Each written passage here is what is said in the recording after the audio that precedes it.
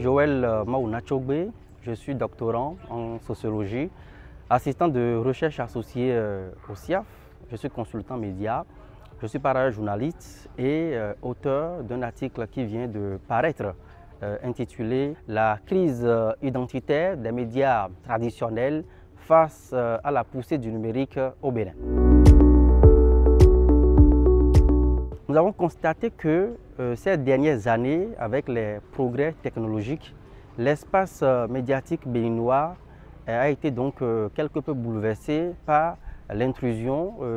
des plateformes socio-numériques, notamment Facebook, WhatsApp, TikTok et beaucoup d'autres choses que nous utilisons, que nous exploitons dans les relations sociales, dans nos interactions quotidiennes pour communiquer, échanger des messages, piloter des projets, s'informer fondamentalement. Et donc, dans ces conditions, il est apparu que ces plateformes socio-numériques sont de plus en plus dans une relation de cohabitation, voire de rivalité avec les médias classiques que nous avons toujours connus, qui constituent encore aujourd'hui les sources dominantes d'information, notamment la télévision,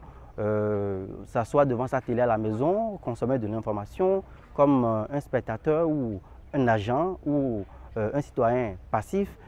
comme écouter sa radio au champ sans aucune possibilité d'interagir avec ceux qui se retrouvent derrière les micros pour nous informer, comme aussi aller au kiosque, payer un journal simplement et le lire. Et dans ces conditions, on s'est rendu aussi compte que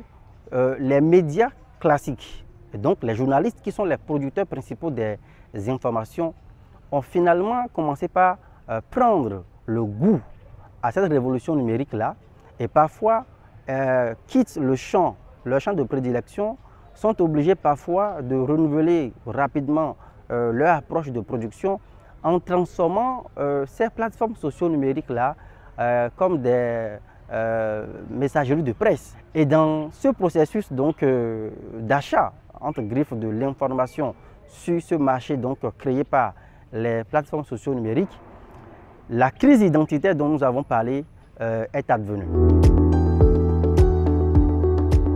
On confond à la fois le journaliste professionnel, à l'amateur et à ceux que nous appelons donc les acteurs émergents de la participation citoyenne en ligne, notamment les blogueurs, les influenceurs, les leaders d'opinion, les TikTokers qui exploitent fondamentalement ces plateformes socio-numériques-là pour faire de la mobilisation sociale en ligne et pour assouvir d'autres fins. Il est important non seulement de questionner la législation béninoise aussi, qui a créé beaucoup d'autres métiers en évoquant par exemple les questions des auxiliaires, les métiers à la périphérie donc, du journalisme. Aujourd'hui, on confond par exemple, on peut confondre aussi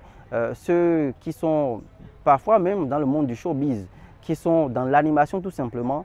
aux journalistes professionnellement reconnus par les textes de loi. Et ça aussi, on va dire, c'est comme une panne dans la législation qu'il va falloir donc un peu refermer, il va falloir donc un peu soigner. Il est aussi important de dire que nous avons aussi rapidement abordé la question des fragilités. Les fragilités dans l'espace médiatique, notamment, on va dire, le pluralisme médiatique, tant du point de vue de l'offre infrastructurelle, c'est-à-dire est-ce que nous avons beaucoup de médias en termes de radio, de télévision, de presse écrite, mais aussi en termes de contenu, comment se comporte la variabilité des informations produites. Est-ce que nous n'avons pas aujourd'hui ce que nous avons aussi appelé, un peu comme nos aînés, la siamoiserie des contenus produits par les journalistes, c'est-à-dire les titres ronflants qui se ressemblent dans les colonnes de journaux, les informations parfois envoyées de façon automatique par les agents de communication, par des unités publiques pour être diffusées de façon presque directe par les entreprises de presse et les journalistes qui sont devenus des acteurs qu'on utilise juste pour des fins de propagande. Et on maquille l'information en communication et on ne fait pas l'effort aussi de dire publiquement aux gens que attention, ce contenu c'est une publicité, c'est de la communication et que l'autre c'est de l'information. Nous avons finir sur la question en évoquant aussi les défis de la rentabilité des médias, où aujourd'hui, fondamentalement, la notion de groupe de presse est devenue un outil de marketing pour aller capter donc des devises, des ressources, soit sur le marché noir, donc des financements occultes de la presse, soit de façon officielle. Et là encore, il faut questionner donc la légalité de ce qui se fait. Et enfin, il a été question pour nous d'ouvrir les perspectives pour dire la crise identitaire, elle est bien là. Il faut rapidement aller rechercher les thérapies indiquées pour soigner donc cette plaie, mais tout en composant avec l'opportunité que représente aujourd'hui le numérique.